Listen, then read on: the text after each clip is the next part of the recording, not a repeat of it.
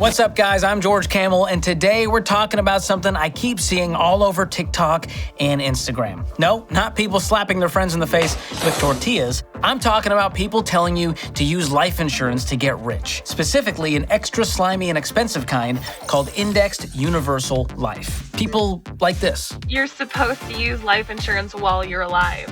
You can take out money to invest. You can use the money throughout your retirement while all together at the same time, not taking it out, using liens and loans, and it's a little complex. No, you're supposed to use life insurance while you're alive. Ew, no, David. You've seen the videos where they go, be your own bank and use the secret wealth hack of the rich. And then they attempt to explain in like 15 seconds how to use a life insurance policy for something they call infinite banking, where they use some video of Waka Flocka explaining how to borrow money from yourself tax-free. Which sounds really smart and cool, like the financial equivalent of bottomless appetizers. I mean, who wouldn't want infinite soup, salad, and breadsticks and money? But it's also really complicated, and when you break down what they're actually saying, it sounds like a bunch of financial mumbo-jumbo, if you ask me. Amortize the arbitration. Amortize the arbitration of the... Right. Sure, yeah, that makes sense. So if you don't have hours to try to figure out what the heck these people are talking about, and if it actually works, you're in luck, because I've done the nerdy research for you. So the question today,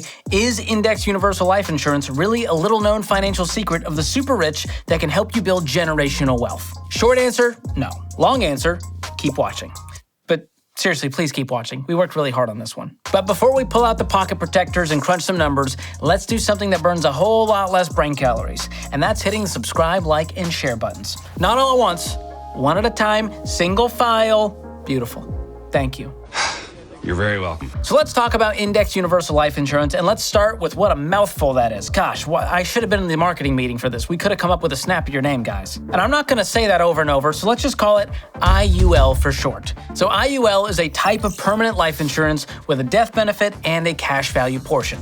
Basically, it's like a weird, gross hybrid between a bad life insurance policy and a terrible savings account. Have we not learned anything from hybrid products like Smucker's Goober Grape PB&J Stripes? Or the ketchup ranch combo known as Cranch Saucy Sauce? But why would we expect anything more from the same company that brought us Easy Squirt Funky Purple Kid Condiment? And you gotta wonder, if it's a kid's condiment, does that mean it's made with 100% real kids?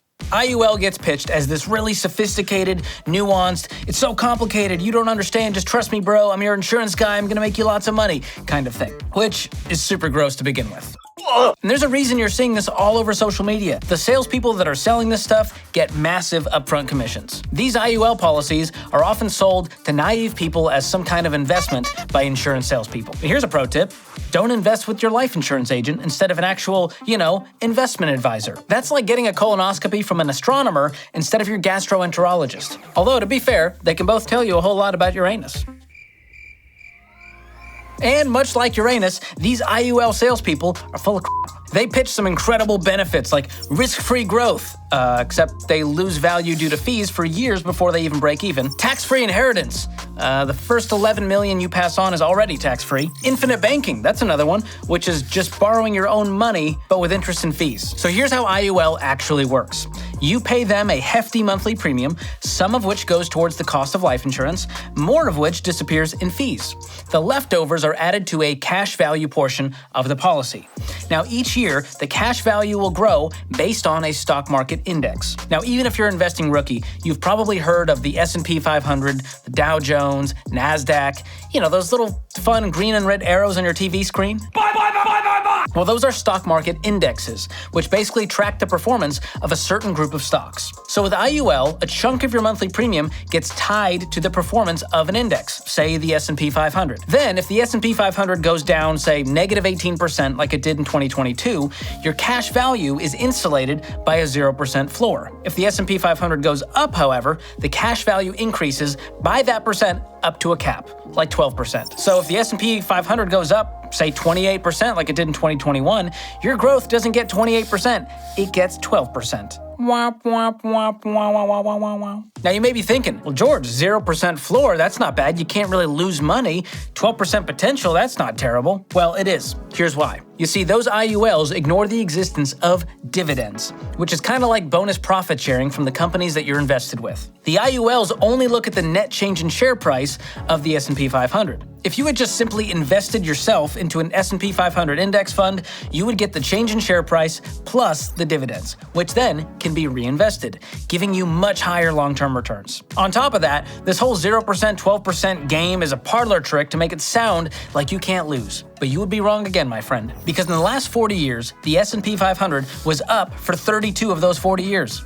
And 23 of those years had a return greater than 12%, and it averaged almost 24%. That's amazing. So missing out on that growth hurts your nest egg way more than that 0% floor would help. And here's another catch. Your return on investment will always be below the actual performance of the index. Why is that? Well, because it gets eaten up by the agent's commissions and fees. And guess where those fees get taken out of? It comes out of the cash value portion of your account. And get this, as a general rule, the cost of permanent life insurance goes up the older you get. And it makes sense. Statistically, you're more likely to die as you get older. I think I'm getting the black lung, Bob. So let's look at an example of how that can affect your IUL policy. Let's say you're paying a set monthly premium of $350. Inside of that, $20 goes toward the cost to insure you, and the remaining $330 gets put away in the cash value portion of your account. So any growth you see on that money that doesn't get eaten up by commissions and fees adds to your cash value.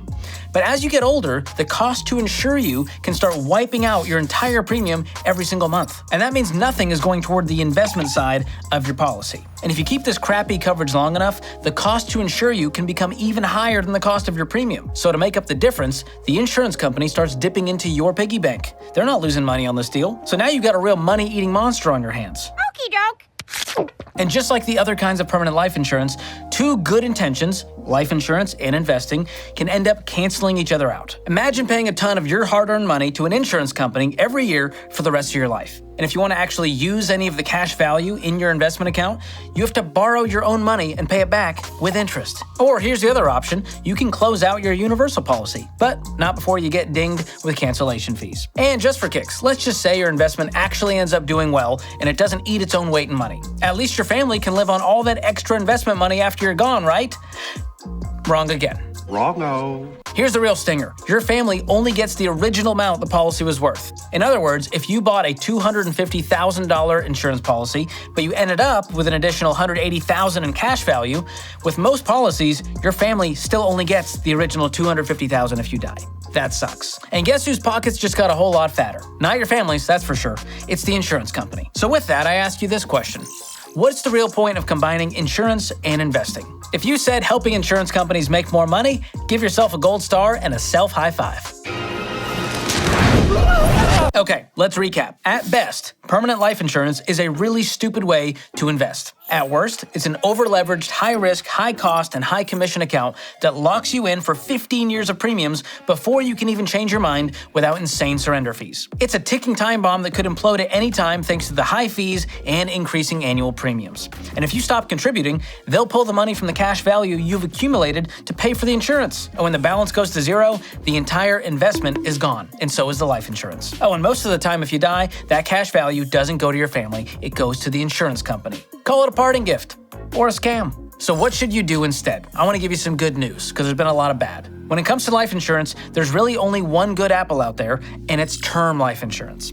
So with term life insurance, the price is locked in throughout the life of the policy, so your monthly premium never goes up. Now, how do they do this? What is the sorcery, you ask?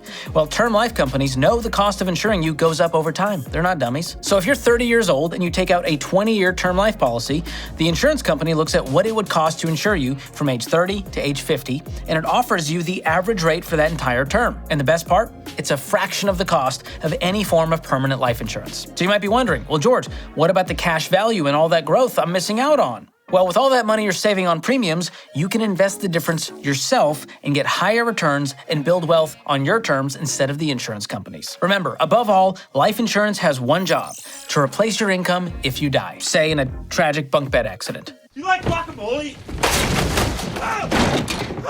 But that's all it's there for. If something happens to you, you want to know your family's taken care of financially and not sitting there worrying about the next paycheck while grieving your loss. So it's that simple. Never buy permanent life insurance. Buy term and invest the difference. And always watch out for sneaky insurance disguised as investing. Say it with me.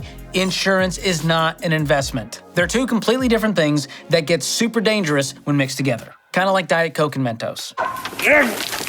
So my permanent opinion on permanent life insurance, it's hucksters selling to suckers. Don't fall for it. You're smarter than that. Now, if you're interested in getting term life insurance, I'll put a link in the description below to the only company that I trust and that I personally use. And if you're looking for more information about investing without scummy insurance, check out our investing hub at ramseysolutions.com. It's got articles, resources, tools that will help you build wealth the right way, without insurance. I'll drop a link to that below as well. Hope you guys found this video helpful. As always, be sure to like, subscribe, and share this with your old buddy from college who's still trying to sell you on life insurance. Tell him George sent you. And if he tells you to get a permanent life insurance policy, you tell him where to stick it. That's it for today. Thank you guys for watching. I'll see you next time.